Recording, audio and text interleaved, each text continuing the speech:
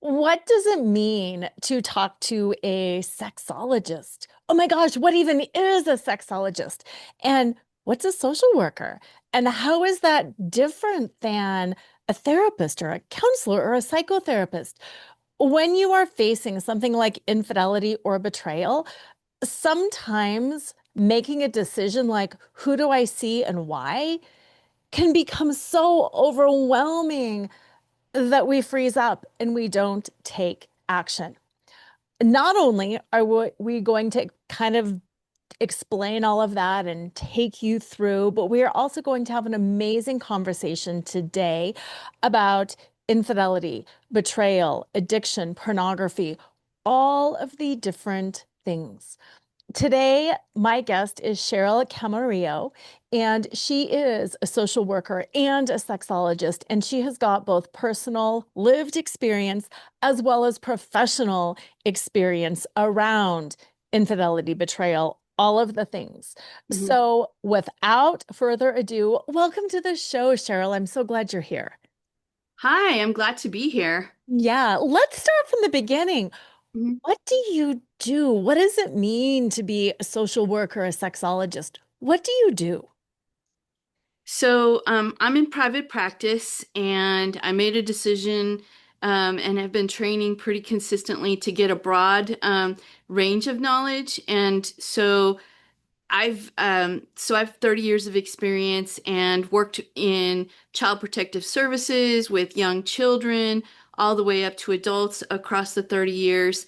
And my latest adventure happens to be working in sex addiction and betrayal trauma.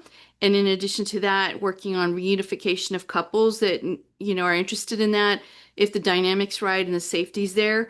And then the other piece is the returning back to a sex life for those couples because that's a very difficult path to set back up in order to like it has to be under a lot of safety and trust, and there needs to be this sense of empathy, a good connection, and a flow and passion. So. Yeah, yeah. I'm glad that you were underpinning safety with all of Mhm. this because both in reunification and in having sex again, it's so important to have that foundation of safety.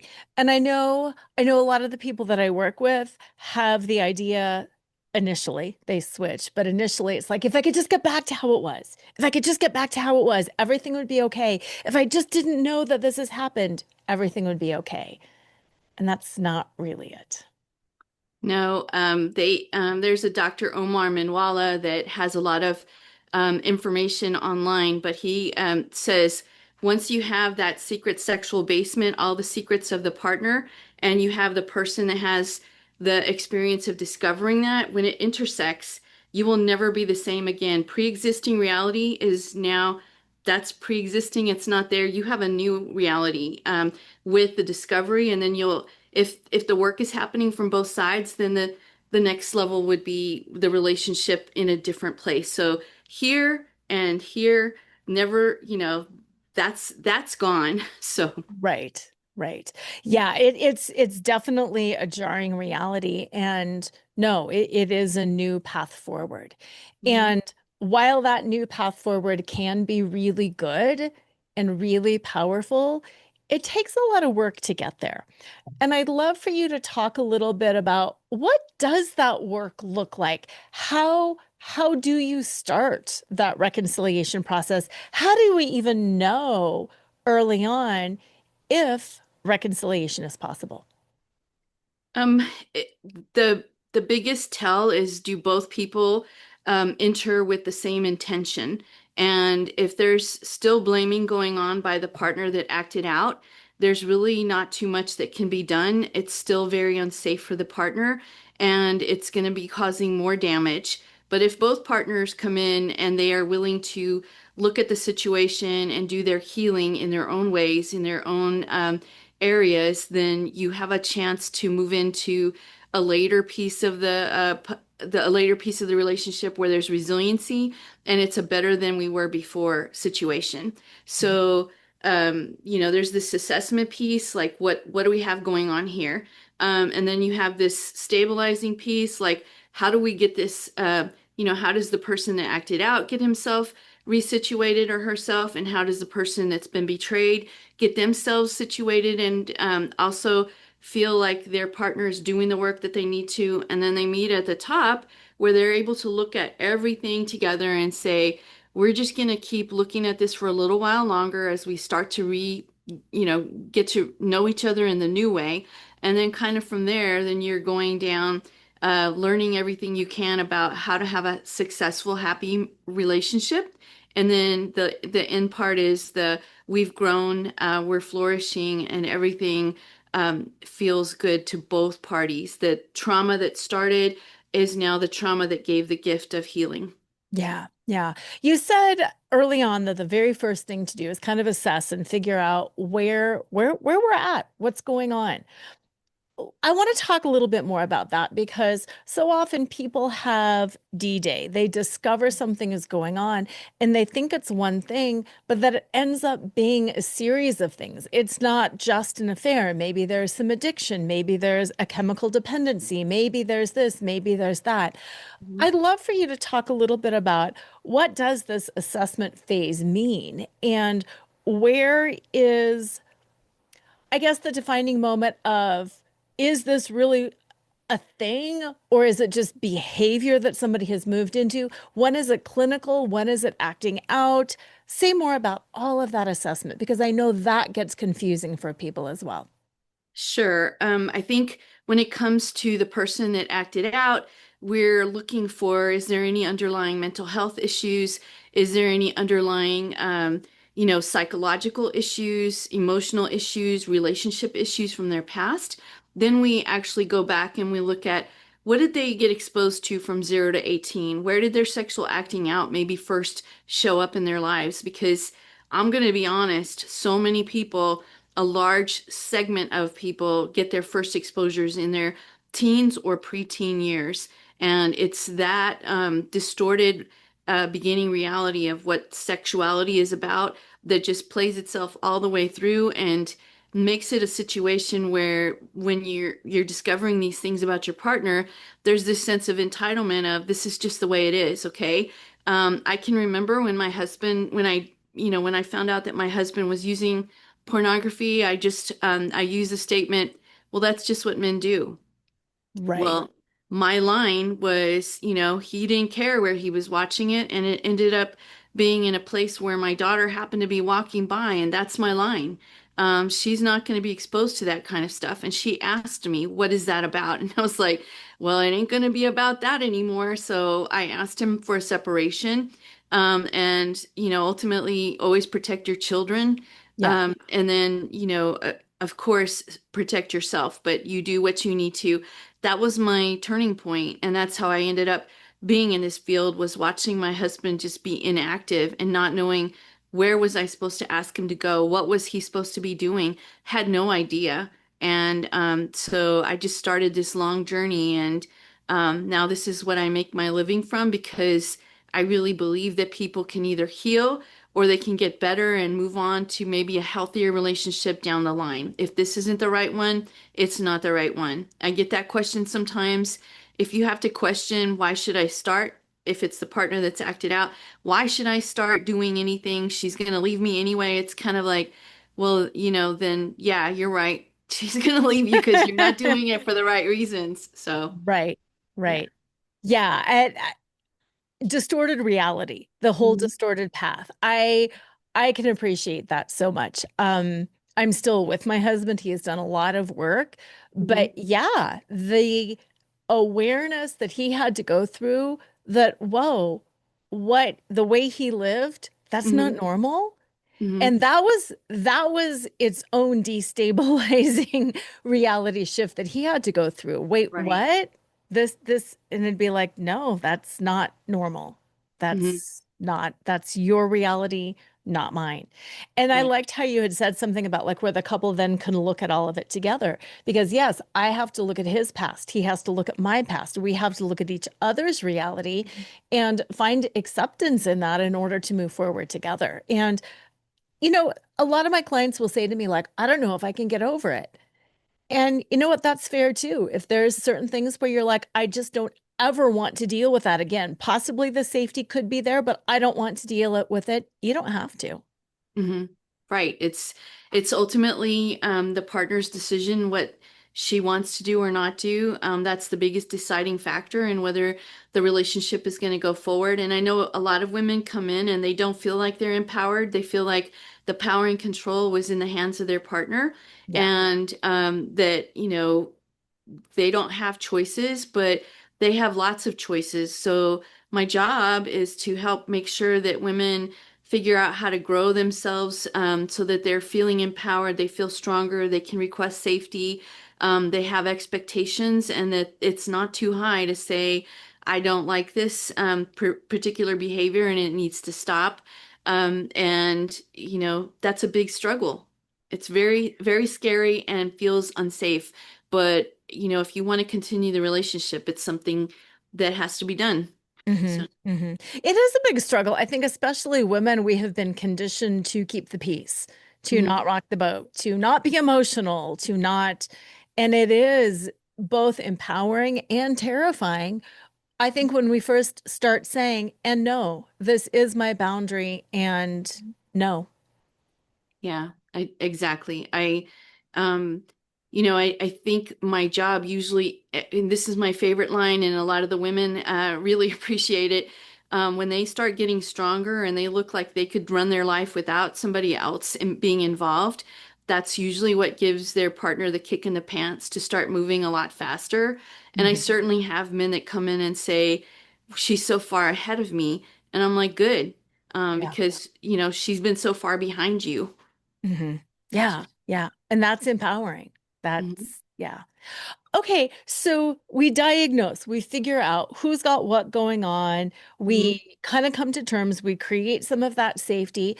Then, how does that treatment look, especially around some of the sexual acting out, the addictive behavior? Because it is up to, just for simplicity's sake, the man. It's up to mhm. him to deal with his issues while she deals with her issues. But what does that look like? Because sometimes there's that balance of how can I support you in getting healthy, but not own your therapy, not be codependent, but being supportive. Right. So there's like three components going on when a person finds their partner has been cheating. The first is the actual sexual acting out. So that behavior. The second is the entitlement. It's the mentality of I get to do what I want when I want. It's no biggie. They'll say all kinds of things. And then the third piece is the part that impacts the partner, which is integrity abuse. Like your word doesn't mean anything. You joined this relationship and, you know, and entered a contract saying always and forever, and that there would be trust and honesty and truth and all of that, and it didn't happen. And what the partner, the person that acted out does is they just don't see how that's such a big deal on this person, but it is. It causes a level of trauma, and a lot of cases it's post-traumatic stress. Like it becomes actually something bigger, and for relationships specifically with betrayal, it's usually relabeled betrayal trauma, but Yeah. it is seriously post-traumatic stress, and people know what that is. It's you've been traumatized by something huge, and again, your life before no longer the same. No, no, it's not the same at all. And some of that just coming to terms with that, Mhm. just being like, and I don't want to say it's okay, but it has happened. We do have to move on. We can't go back to before. Right, right. So when I talk about the men working on their behavior and working on their entitlement, learning to say, okay, I can't be all about me. They need to learn to be empathetic. What's going on in this side is they have to start doing things like a lot of them find that going to Sex Addiction Anonymous or Sex and Porn Addiction Anonymous or finding a sponsor might be the thing. Everybody's different, but that might be their Right. thing. And then getting a sponsor might be their thing. But ultimately, these guys need a community because they start into therapy thinking, I'm so ashamed. I feel so guilty. How could I have done this to my partner? They might have actually started and stopped and restarted. They could have repeatedly caused problems 3, 4 times. a lot of the people I see, they've been through multiple therapists until, before they show up at my door, looking for someone that specializes in this. And if you don't get a specialist, that has its own negative impact for a lot of couples, and especially for the partner, because there can be more abusiveness in attitude that comes across, not intentional, but this accidental, you're just making a big deal here, or you need to cut him some slack, or family members saying, just forgive him, it'll be okay. He promises, and that's the thing, the entitlement piece says, yes, I promise. But then I don't promise. Like they go up and down, and it's a true addiction. It's a brain hijacking. They have a neural pathway that says, I need dopamine, I need pleasure, I need adrenaline rush, I need fantasy, whatever's going on with them.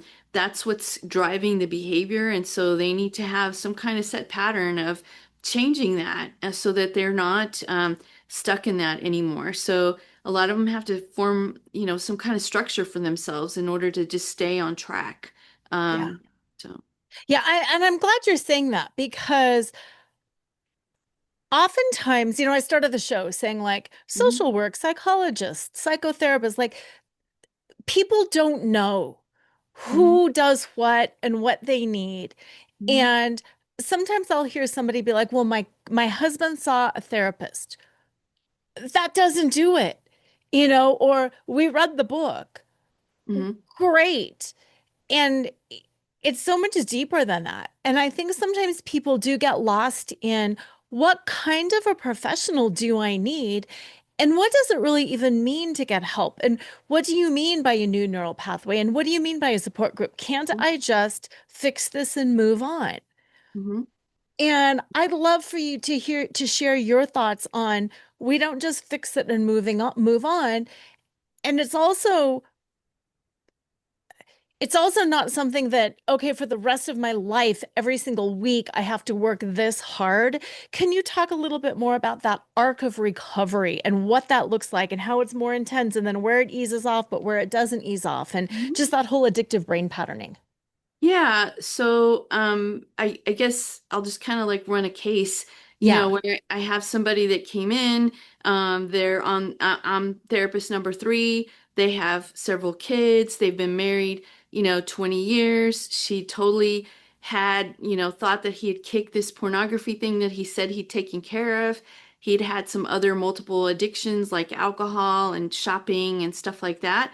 So that multiple addiction piece, but because he'd taken care of his 12-step AA stuff and took care, he knew the process of what it takes to be committed to treatment, or to a treatment plan or sobriety plan, actually. Because he understood that, it was so much easier when he came in. It became an issue of trying to help empower the partner. But, you know, I'm sorry, another part of the question. What was, No, just for the addicted partner, yeah. for what can they, because so often people will just say in the spur of the moment, I'll get help, I'll go figure it Mhm. out. Yeah. But Yeah. what does that really mean? Because what are they really looking at? Yeah, so it doesn't mean anything. Yeah. Um, some of them will say, I'll never do it again.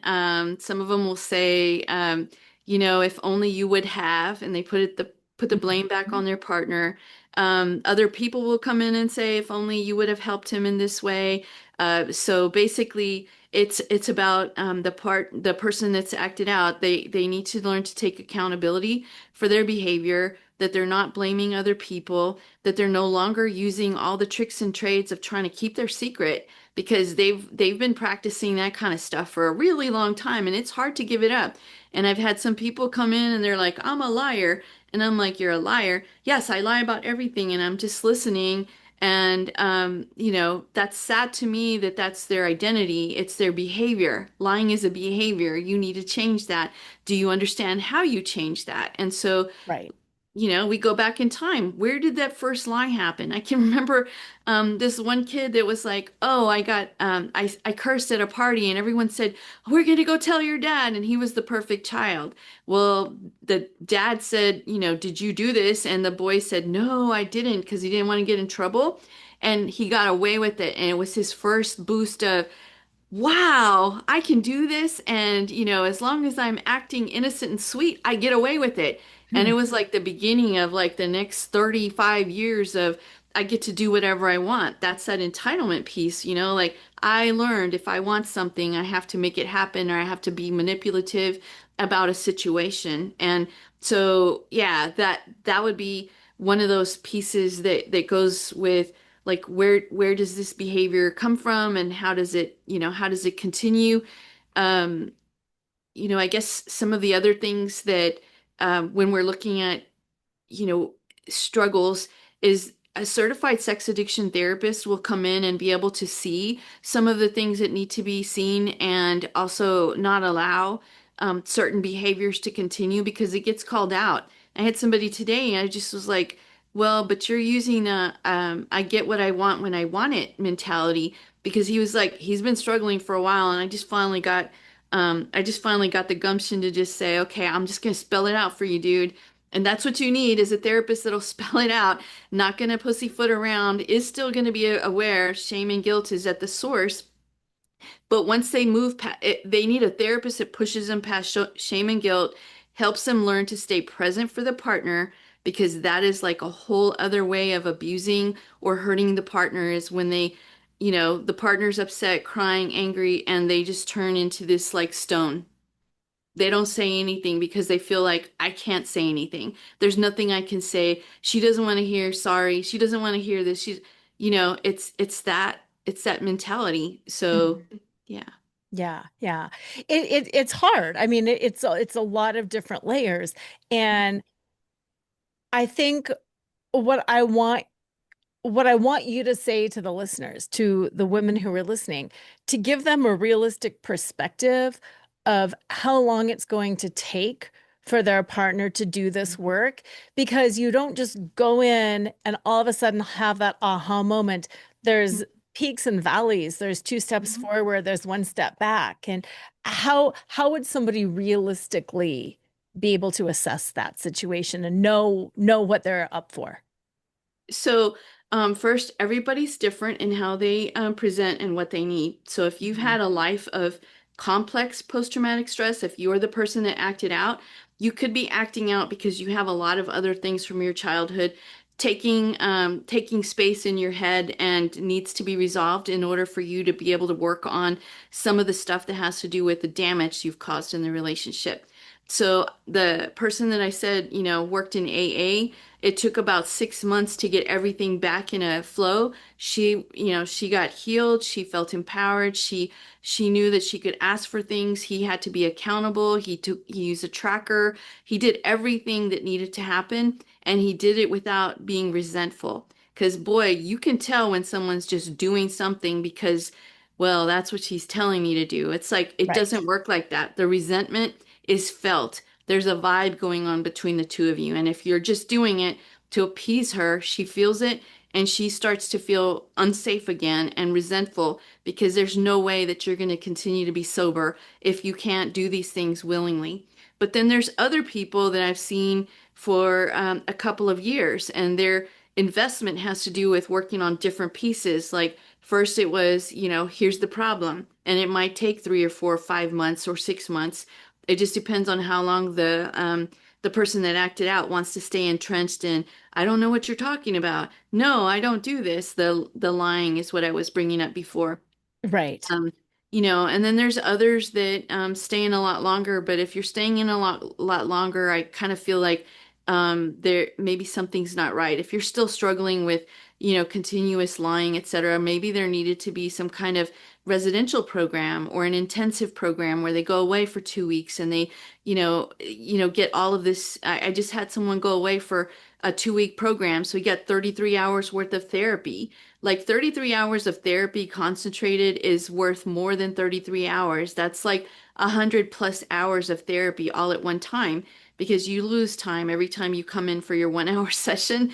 Right. 10 minutes of how are you doing? 10 minutes at the end. This is what I need you to do. It's like, no, if you do an intensive or you do a residential program or something like that, it's like, bam, you are hitting the problem and then you're trying to move into like, how do we keep this sober living going? How do we keep this trust level growing. And that's when they start working on things like the intimacy pyramid, trust and honesty at the bottom, or truth and honesty at the bottom, empathy. Does your partner have empathy for you, or do they just look at you like you're the source of all their problems? They wouldn't have all these issues. Is there a sense of safety? Does he feel responsible for managing your safety? Is there, trust building? Is there vulnerability? Because if he can't come and tell you, I'm having some thoughts, or I picked up the phone or whatever it is, if he can't tell you what's going on in his head, then you're just sitting wondering, does he even think about these kind of things? That takes a lot for me to help men cross that line into, believe me, she wants to know that you even care about your thoughts and what she is having to think about or worry about. Like, it's a constant question in her head. And then the last pieces are connection, and then intimacy will just become a natural part of the whole process. So, Hmm. Hmm. um, but yeah, so it could be a couple of years. It could be more intensive work at the beginning. Some people are like, takes me 3 months to get people to reduce some of their defensiveness, some of the anger, some of the emotion. I'd probably say 50% are like that. And then there's others that there's been a lot of damage and a lot of pain that was caused, and pain from both sides, because, now it's like, how do we fix this? I feel powerless. From his side, from her side, everybody's feeling like we're drowning here. Hmm. And we don't even know if there's a rope or a safety thing, a buoy or anything like that. We're just out there, there could be sharks around us, that for all we know. So, Right. And we don't know. yeah, And not all infidelity is caused by an addiction. right. And yeah, say more about that because I feel like there's some different considerations. So, infidelity can be just a one-time situation that is causing just as much damage as multiple you know, infidelities, but it's not necessarily because their brain has built a pathway to say keep cheating, keep cheating, keep cheating. It's more along the lines of they were doing something that gave them some kind of emotional or physical need met, but they weren't turning to the person they needed to, which is their partner. And if they rebuild the partnership and they go through and they do all that work I was telling you about on the other side, is this like blooming relationship that's better than it was before. Now we talk if we have problems. Now, if I get snappy, ugly remarks, I can say, that was kind of snappy. What's that about? Instead of staying silent and thinking, is he going to cheat again if I even tell him, why are you talking to me that way? Like, all of those defensiveness mechanisms go down, and people are trying to be more authentic and genuine. That is ultimately where you're trying to get to at the end. Is it, do I feel like there's all of those intimacy pyramid things that I talked about? Is there authenticity and genuine interaction? Because you can feel it. There's energy that crosses both sides. So, Right, right. yeah. And if it's not, you can feel that too. Hmm. And one of the things that I think is really valuable is it's not always about just reconciliation. How Hmm. can we each become better people? And, like you said earlier, maybe it's the relationship and maybe it's not. And really, either way is okay, but let's just all get healthy regardless. Yeah. And especially if you have children, your children have to figure out, what does it take to be in a healthy relationship. If the parents haven't been talking, have been distant, detached, they don't like each other, they see that. And Mhm. they, now they're thinking, is that okay for me in a relationship? If I'm distant, detached from my partner, is that okay? Well, yeah, mom and dad did that. It's no biggie. But, you could have a really healthy, connected relationship. And that's what you hope that your kids have, is a healthy, connected relationship. I have a 20-year-old daughter, and I have to just sit and be quiet, but I just watch, and I, encourage her when she's saying, this just doesn't seem right. I'm like, well, if your gut instinct tells you that, go with that. Do investigations, ask more questions, but, don't hold on to what you think you need to ask. Hmm. Hmm. I really appreciate that you said something too about like, do you like your partner? Because I think that's really important. We can say I love somebody, but I don't really like him. And I think it's different being like, I'm not really liking you right now because marriage is hard and we go through phases Mm-hmm. versus I really don't like this human being. Yeah, I've seen that a couple of times, and you can just see that both parties kind of come to an understanding, and one will make the decision to move on, and then it becomes an issue of how do we get healthy for the next possible relationship we have. Yeah. And that's powerful. I want to talk a little bit about the intimacy piece and rebuilding Mhm. intimacy. I know a lot of women go into the hysterical bonding right Mhm. afterwards. Some people are like, don't ever touch me ever again. But other people go into the hysterical bonding, which is, I want to have sex all the time. I want to be touched all the time. I want Mhm. to talk about that. Where does that come from? How do we manage that? How do we find peace and balance around that? So if your partner has gone off and gotten it from someone else or using pornography for it, and you had a happy, healthy sexual life prior to this acting out, there's just this like I had somebody use the words, I am so parched and dehydrated. I need something, and you could have given it to me. You wanted that and you didn't give it to me. Hmm. That was the piece that some couples have, and when that returns, that intimacy level and the honesty, even if there's a little bit of safety, then sex starts happening really soon, and it's really, a great experience, and people start feeling like they've got some energy and they're moving. And then it might flip into, I don't want to have sex with this person anymore. And that's fine too. You're just going to be constantly figuring out where do I, what's stable for me? How do I get my footing here? And so they will back off from the sex piece because they need to actually do more work in the intimacy part, which is all those steps that, now that they realize, oh, he doesn't have empathy for me with regard to what I'm suffering. So let me back off because I need that. That's part of me feeling like he wants me. Hmm. Empathy is huge. And empathy, it does run along some gender lines too. I mean, again, I think women are trained to have more empathy and men have it trained out of them. And it's a real interesting learning curve to Hmm. learn how to, I think, at first kind of fake empathy, but then Hmm. to move into feeling, actually feeling it and then sustain that empathy. Hmm. Can you share a little bit more about the work around empathy?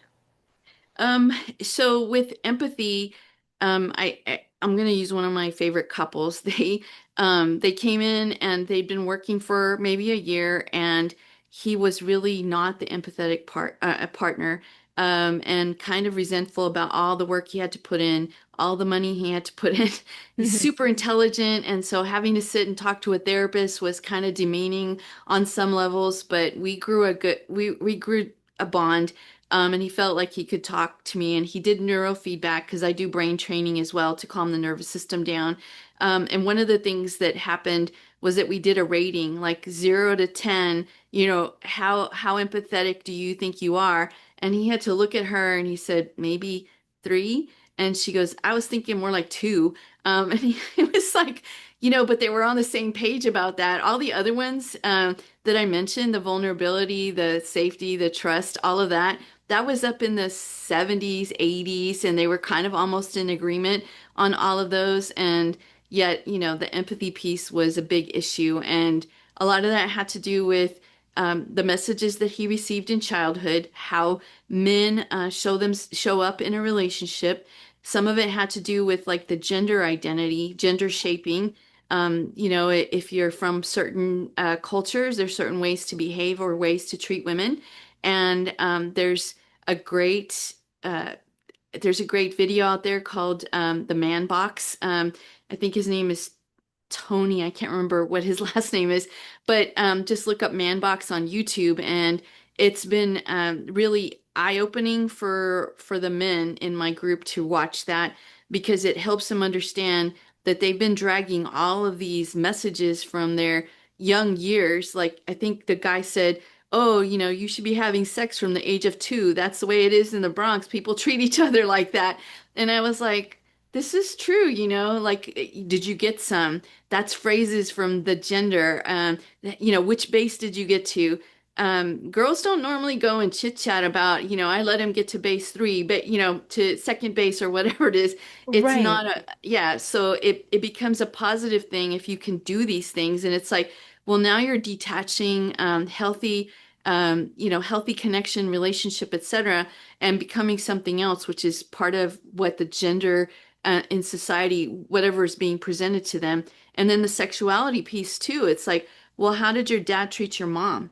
Oh, she's subservient and, and she needs to make sure she's at home a certain time. And if he wants to go to the bar, it's okay. And like, depending on, where you came from, whatever's going on, you get your messages on how to treat people with, in terms of sexuality as well. It could even be that, there's no hand holding, there's no kissing, or, there's a lot of kissing and, dad will embarrass mom in public and break boundaries, grabbing her butt or whatever. Like those kinds of things, are messages that these men get. And so, Dr. Minwala calls that the below the surface stuff. The above surface Hmm. is your acting out stuff. I've used pornography or I've cheated.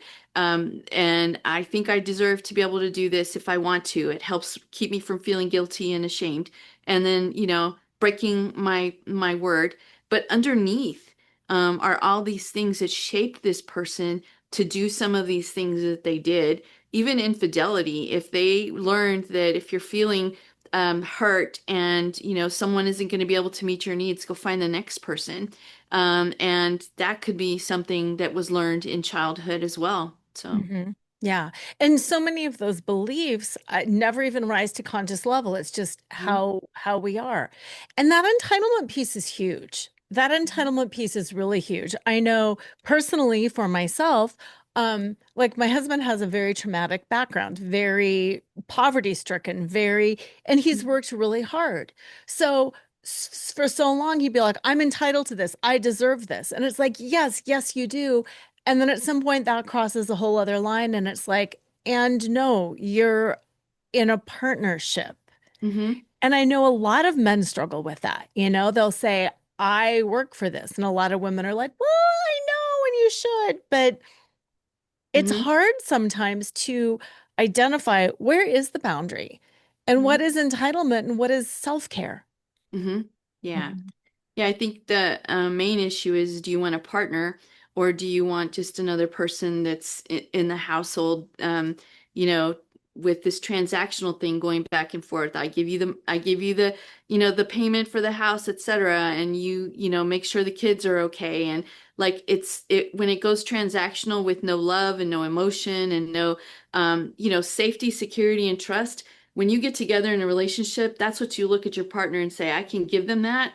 And the same thing with this partner saying, I can give them that. It's not showing up and saying, well, can he give me this? Because if that's the way you're going to start, it ain't gonna work out very well. But, Mhm. being able to say safety, security, and trust, that's what you got in the beginning when you were a little baby. Your mom is holding you, looking in your eyes. The eye-to-eye contact is causing this oxytocin release. And that's that love hormone, right? And so Mhm. you've got that going on, and here's this child saying, if I cry, they're gonna pat me, and if I'm wet, they're gonna change me. And that's the beginning of I can rely on people to meet my needs. I can be attached to you, and Mhm. you can be attached to me. And if that's healthy and that's safe, then they continue to do that in the rest of their life. But there's some people that struggle because they didn't get this part, and they don't know how to show up like that in a relationship. So, Hmm. Yeah. And that's hard to learn. You can learn it, but that is hard to mhm. rewire.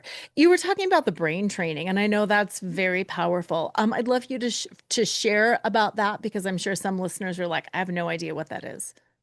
Yeah, so I go out there and look for the things that are going to help reshape brain pathways. So if we have a brain that we're driving somewhere and we get there and we realize I didn't even know that I didn't pay attention. How did I get here? That's that autopilot thing. Your brain knows what it's doing and you could be, still monitoring everything and being safe, but you're on autopilot. And that's a brain pathway that's automatic. I get in the car, I go here to the school every single day. My brain knows what it needs to do, and the car, if it's a Tesla, knows what it's supposed to do, that kind of thing. But the other side of that is at the brain training, I do neurofeedback training. That one, depending on placements and stuff, I have some people come in and they're getting the physical calming piece. So it's basically sensors that are reading brainwave activity, and the computer is trying to encourage or help shift and change. And when your brain starts thinking, I can shift and change, wow, it starts doing it all the time. So that's usually my first line for a lot of the men that I work with and the women, because they're Yeah. super anxious, super on fight or flight, and they need something to calm themselves down. And so that's usually my first line of, intervention after here's what's going on, here's your plan of action. Look, this is how we assess this. This is, the way forward, how this should look. Get all the educational stuff, and then start something like brain training or neurofeedback. Neurofeedback started in the addictions field in the 70s with alcohol addiction centers. They were trying to increase alpha theta brain waves that are relaxing, but also creative. And so all of that was going on. Well, it's just continued to evolve, and it's incredible. And if you have anxiety, if you have ADHD, if you've got trauma, if you have like emotional overwhelm, like there's just a variety of based on placements, I can impact what's going on sometimes with the brain responding to things. So I like that. And then as a brain hacker, I really believe in learning to get inside your body. Yeah. And everybody needs to learn something about mindfulness, deep breathing exercises, mindful walking, where you're paying attention to everything that you're noticing around instead of thinking about, I wonder what he's doing and I wonder where he's at and let me look at my life 360.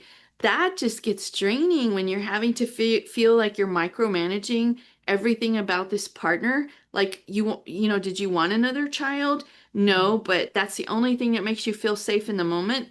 But if you turn around and put that energy into yourself, and like I said, if you grow past that into your own, they notice that and they start shifting and changing. Those things are still important for you in the very beginning, the Life 360, the accountability app for pornography, because there's some apps you can put on phones and computers to get notification on porn use, or sexting, texting kinds of stuff. So yeah, so that's where I'm at. Yeah, yeah. And it's hard. I appreciate that you called out betrayal trauma is PTSD. It's trauma. Mhm. And I think sometimes that's even hard to acknowledge because we're like, no, I can figure this out. I'm a strong, Mhm. capable woman, blah, blah, blah. Yes, and you can be a strong, capable woman, and you can be traumatized, and you can be suffering from betrayal Mhm. trauma, and you can need help, and it's all the different things. And yes, early on, I did want to monitor, and I felt safer monitoring, but no, Mhm. I didn't want to monitor the rest of my life. That's Mhm. not so. Learning how to soothe myself Mhm. was huge. Yeah. Hmm. Yeah, I think for a lot of women, when they're able to redirect away from those things eventually, their partner has to be on board though. They need to be showing. I go to meetings, I do readings, I open up about my thoughts and feelings. If they're still not telling you why they're sitting there sullen about something, instead of using you as a partner to help co-regulate, that's one of those things that's a phrase that you're going to hear. Emotional regulation, can you calm yourself down from fight or flight, or bring yourself up from freeze? And co-regulation is, can you and your partner, provide assistance and support to each other to help each other balance out your moods? So, Yeah, yeah. And that co-regulation piece is huge. hmm Um, really huge. I think especially for people who have never done it before. hmm I know just for me personally, my girlfriends and I, my parents, like we all co-regulated. And the hmm way my husband was raised, it's you figure it out for yourself. Hmm. And it felt very vulnerable. You talked about that vulnerability piece. Feels very vulnerable for him to engage in that. It's scary. I mean, you talk about worst fears. If you go back, you can probably pinpoint that point where they like stepped over the edge of this isn't just, I'm a little scared child. It's I'm a terrified child because nobody's showing up or giving guidance, or maybe other people are showing up and causing more trauma. Yes. And that's why the sex addiction field is largely focused a lot of times on trauma, probably 80% of the time or more, there's a need for some kind of trauma work. Oh, absolutely. Now, I'm sure there's listeners thinking, well, I don't know if my partner is really addicted or not. How do you know when it's truly an addiction versus a bad habit? Where is that line? So the line is, if your partner's not happy about it, that's a line. Especially if you're not able to take part in the the necessary parts of a relationship, like having a sex life and being able to perform, effectively if you need to, or being able to even be present with each other.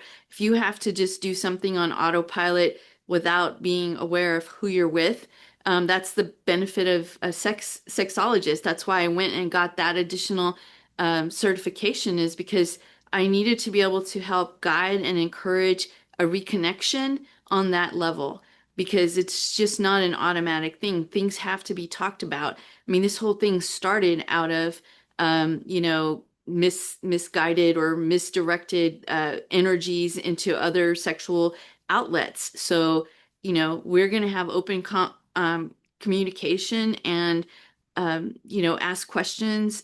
And so, yeah, I have people that are like, did she just ask me that? And it's kind of like, but then they're relieved because they're like, this is a conversation I really wanted to have. I just didn't know how to start it.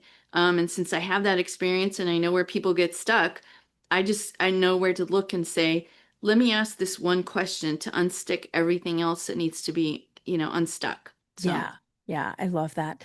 And then what about multiple addictions? Why do the multiple addictions tend to stack in there? Because it's so, you said, how does this turn into, what's the criteria for addiction? If you're overindulging in something because it's helping self-soothe you, or you're seeking a dopamine hit and you need that constant dopamine pleasure hit, that could be signs of an addiction. There's a lot of, free things online to just, do I have an addiction kind of thing. But, my husband had multiple addictions, right? Yeah. And, talk about the ultimate cover up. Like, your wife is a therapist and, has worked in the addictions field, and you were able to hide lots of stuff. So Yeah. if you feel like, oh, how could I have not known that? Believe me, I've said the same thing, and several of my therapist friends have said, how could I have not known that? But, the goal is like, how do you move past that? It doesn't matter, like, why didn't you know? I mean, it does matter. Your body helped you do that. Your body helped you block out things that you didn't want to see. Your body and your brain, kind of helped readjust the story. You didn't want to know that all these secrets were there, because that meant that your partner that you trusted and loved was hurting you. I didn't want to think my husband was doing anything. So the stacking has to do with, I need things to help me self-soothe. And you know that it's over the line if you have legal problems, if you have relationship problems, if you can't show up as a parent because you have to, skip all the practices your kids have. All the other dads show up, but not you, because you need to go and have time acting out, or you need to have sexting on your phone. Open up 5 different dating apps, like things like that. Yeah. When it crosses the line and affects other parts of your life, it's probably a problem. hmm So. I also really appreciate that you said, like, why didn't you know? Because same thing, I'd sometimes think, why didn't I know? And I know when I work with people, they'll say that too. And I really am a firm believer that it comes out when you're ready to have it come out. When Mhm. you are psychologically safe enough within yourself, when you are resourced enough, it will come out. And I don't think there's anything like magical or better having something Mhm. come out too soon, because Mhm. I think if I would have found out too soon, it would have been much more catastrophic than when I did find out. Yeah, your brain will actually let you do the things it needs you to do when it feels like this is a space where you can handle it. Now sometimes things come tumbling out because of the partner's behavior. But for the most part, if you've been walking past the same thing over and over and just not seeing it, it's because that's what your brain is saying it needs and what it's feeling. And it'll eventually restabilize. So that's the main thing is, am I going to get my mind back? I lost my mind. Am I going to get my mind back? And the answer is yes. And why didn't you know? It's a protection. The self-protection is in there, self-preservation. Your brain shuts down what it doesn't want to see. It's like men that go to war. They learn to stop thinking about the danger and just focus on what do I need to do here. Yeah, Um, and if you're a mom, you have like five kids in all kinds of sports and you work, it's survival. What do I have to do here to make it through the day? yeah, yeah. So, And I think it's interesting. I know for me, especially to look back and to see where I was in survival mode when I didn't realize I was in survival mode at the time. mhm. Yeah, Yeah, yeah. yeah. I just want to get to the surface, right? It's like you've been pushed under and you're just like, I'm Exactly. looking for some air. Anybody got some air? Because my partner's not giving it to me. And that's when you have to really keep on top of who is your support system? Are you doing the basics of taking care of yourself? If you're not eating well, not exercising, not sleeping, that's like level one of, Right. 101 of taking care of yourself because you're just not going to show up as strong as you need to show up if you don't take care of those three basic areas. hmm I love the phrase support system. I wrote that down because we were talking about safety, security, and trust. And I Mhm. think sometimes people get lost over what that means. Mhm. I'm safe enough. There's a roof over my head. I'm Mhm. not getting hit. I'm just getting emotionally yelled at. Yeah. Like people safe, secure, and trust, that's sometimes hard. And support system. And Mhm. while while it's also fair that we can have different definitions for ourselves, also really being able to step back and be like, no, I am safe and I deserve safety. And being yelled at, being demeaned, being belittled, that isn't safe either. And I do deserve more than that. Yeah, I think that's why community for me is very important. I had to set up a women's support group and a men's support group for my practice because I had a woman come in and say, great, he's got therapy and he's unburdened. What about me? I'm the one in pain. I'm the one that has to wake up every day with crying, and I still have to get the baby and the kids to school. And like, who's there for me, Cheryl? And I would just be like, okay, I'll take it, challenge accepted. And so I formed, Yeah. I started seeing people individually for the betrayal trauma piece, and then I started working on some of the couple piece as a system. And it really helped though for women to be able to have a space to not feel ashamed, to not hmm feel guilty, to not feel, because you have people coming up and saying, just give him another chance, girl. It's okay. Or Right. leave that rat. Leave him. We need to, you need to stand up for yourself. And it's like, you know, n- if you really want to help your girlfriend out when she's saying this has happened to me, you just be there and listen and not give opinion, not say what she should or shouldn't do, because that actually causes more pain for them because now they don't have you to turn to. Not Yeah. only do they not have their partner, now they don't have their bestie to turn to. Yeah. Such good advice. Such Yeah. good advice. And I know it's hard. It's hard to keep your mouth shut as the best friend Hmm. sometime, but Yeah. yes, how can you support? How can you be supported? Hmm. Yeah. Well, where can people learn more about you and your work and get in touch with you? Sure. They can reach out to my website. It's CherylCamarillo.com. You can find me on YouTube, on Instagram, on TikTok at Sharing with Cheryl, at hmm Sharing with Cheryl.